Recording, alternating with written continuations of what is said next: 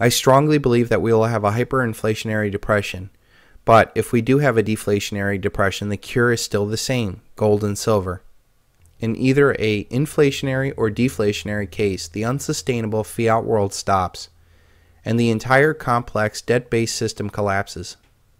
There will be no functioning currency, no functioning economy, no international or domestic trade, no earnings to value stocks, no rents to value properties. Then there are the very real and very dangerous social consequences of this collapse: riots, starvation, disease, and war. The entire paper wealth of the world will implode in either case. The only choice they have is how long and how much energy are the criminal elite going to put into sustaining the unsustainable.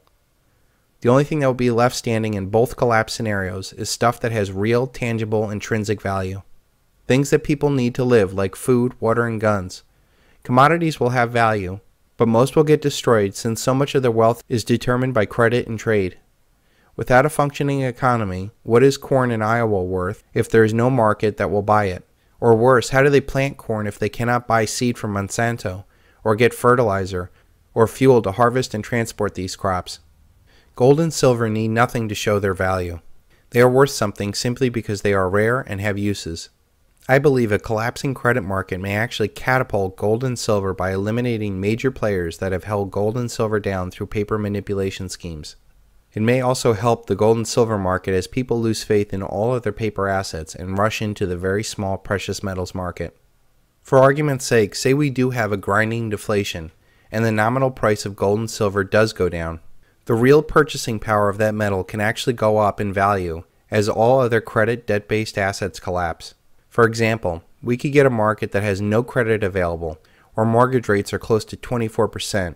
And maybe only available for shorter, more rational terms like 10 years. What do you think the value of your house will be relative to silver? What would the economy and the job market be like if someone could actually even afford that property? What do you think that would do to the thousands of other properties that are going to be flooding the market? What do you think of all that debt that's tied to it? What do you think it is going to do to property taxes as towns become desperate to find money?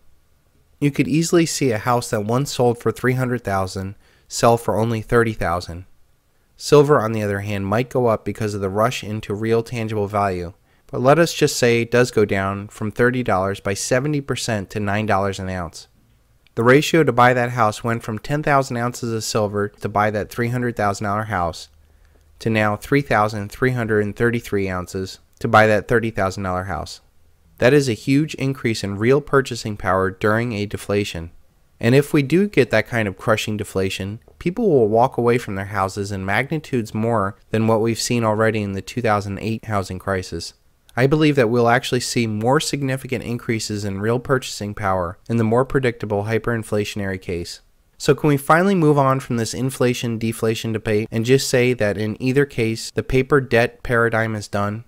Bonds will not save you as more money is thrown onto the fire to keep the economy going, destroying the real inflation-adjusted returns of the bonds. Bonds will either not be paid as nations default, and we have seen the highest-rated bonds are junk in reality. This is not a shift from the equity to the debt markets. It is a shift from paper wealth to real wealth. Nothing will stop this train, and only those that can see it coming will be able to prepare for it.